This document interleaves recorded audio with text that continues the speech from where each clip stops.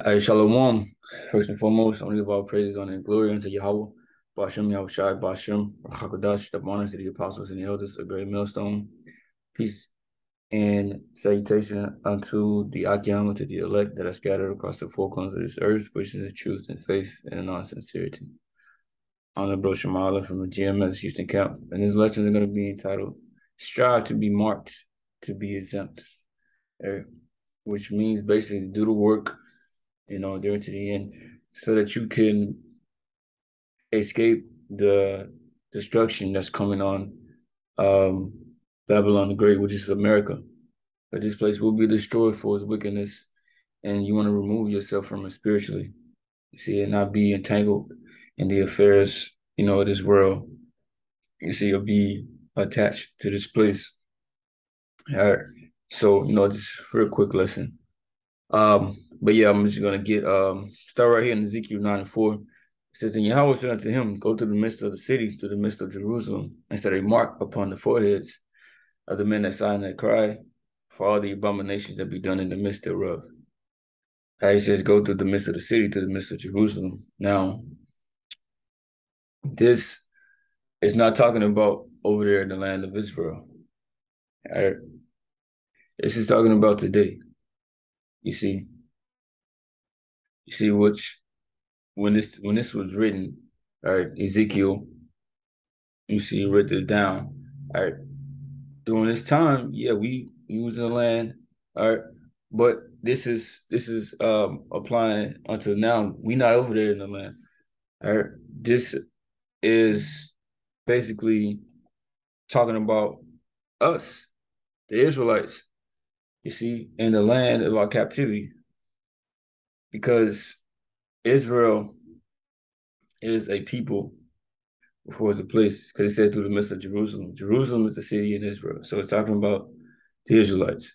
When Jacob received the name Israel, you see, he had descendants that came out of him, which were Israelites. You see, so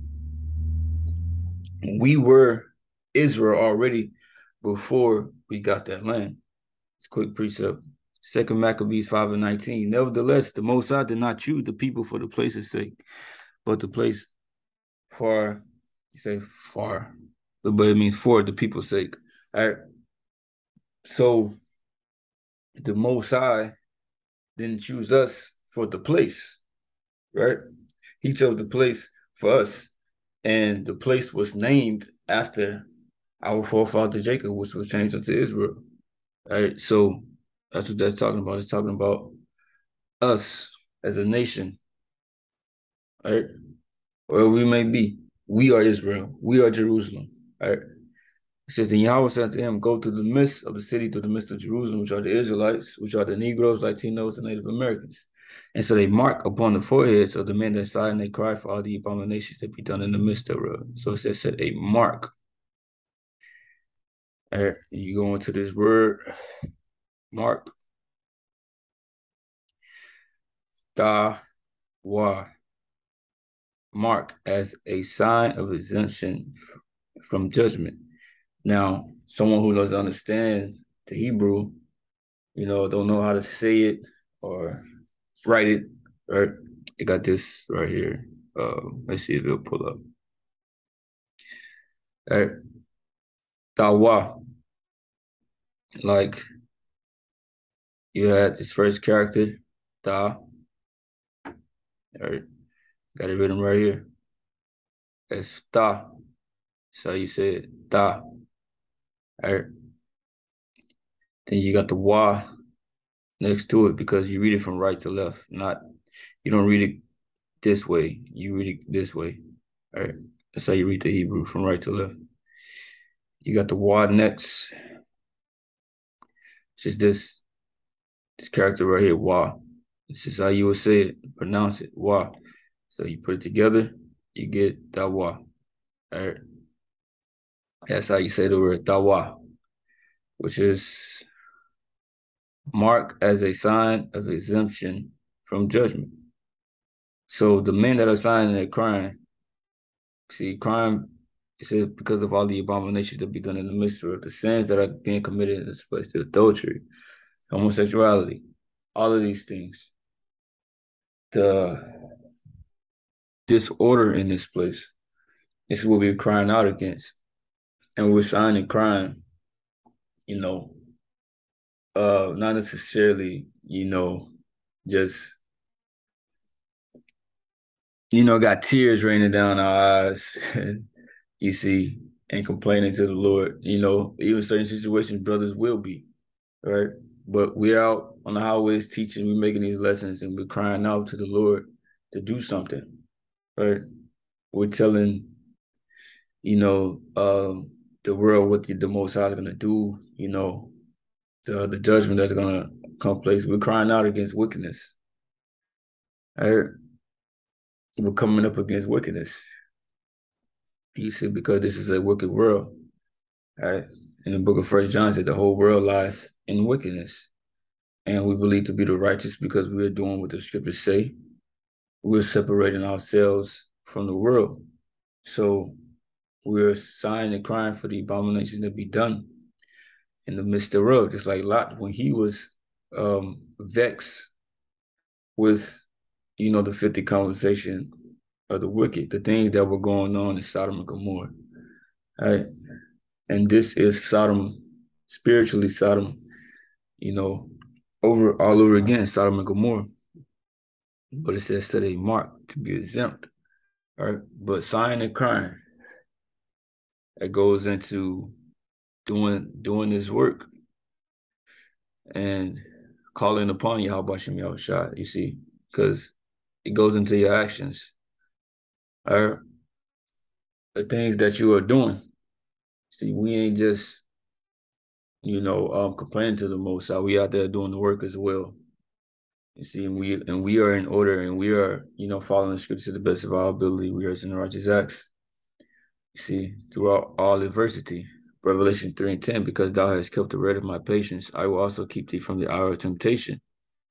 It's the red of the patience, basically doing the works, right? Doing the works, throughout any trials and tribulations, despite what may come upon your path and in your walk, what might get in the way, right? You prevail, you see, and you will stand against it all the way into the end. I will also keep thee from the hour of temptation, which ultimately has the trip. The Karakma, I've spoken about in Revelation the 13th chapter. You see, so this is the Lord saying He's gonna protect us, right, from what's coming upon the earth, basically. You see, from doing His work, and this just don't go into the Quran. When this go into everything, the Lord will protect us from everything, right? Because of us keeping His word, being obedient, right? The Lord ain't gonna forsake no one as being obedient. He said, "We shall come upon all the world to try them that dwell upon the earth." So this is something that's going to happen to everyone, and the ones that are not keeping this, they're going to be destroyed, right? Because you go to Psalm 91, it says, "He that dwelleth in the secret place of the Most High shall abide under the shadow of the Almighty." The secret place is this truth, because it's not revealed unto many. But you being in this, you're going to abide under the shadow or the protection of the Almighty, which is the Heavenly Father Yahweh. Right? Yahweh. Let me just come here real quick, just in case. Let me see. I'm not really too privy on how to use this thing like that, but let me get it. But Yahweh, or the Most High's name, just real quick, just because you don't know how to write it out or what we're saying. Yahweh, and you might hear say Yahweh Shah. That's that. Yeah, ha, wa, yeah, ha, wa, Shah. All right, just quick. But the Almighty. All right. So this is going to be a protection. The Most High. It says that name of the Lord is a strong tower.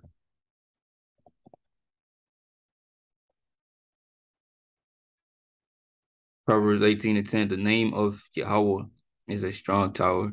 The righteous runneth into it and it is safe. Right? The name of Yahweh.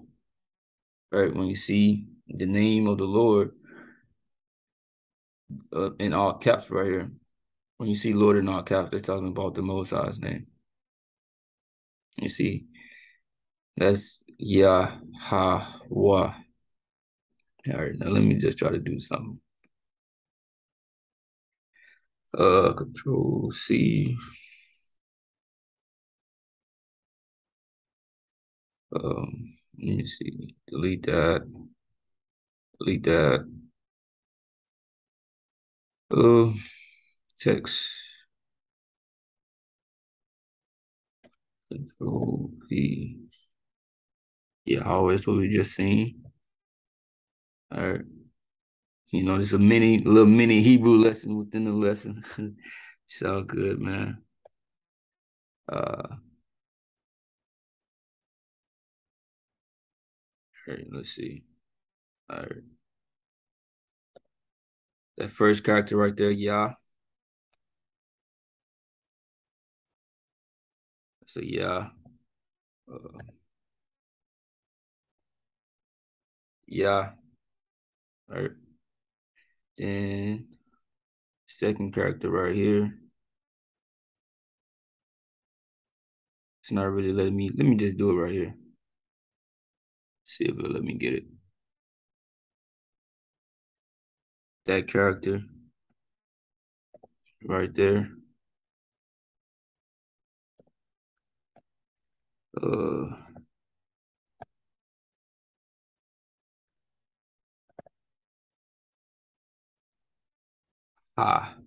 right. And you got this one. Control C.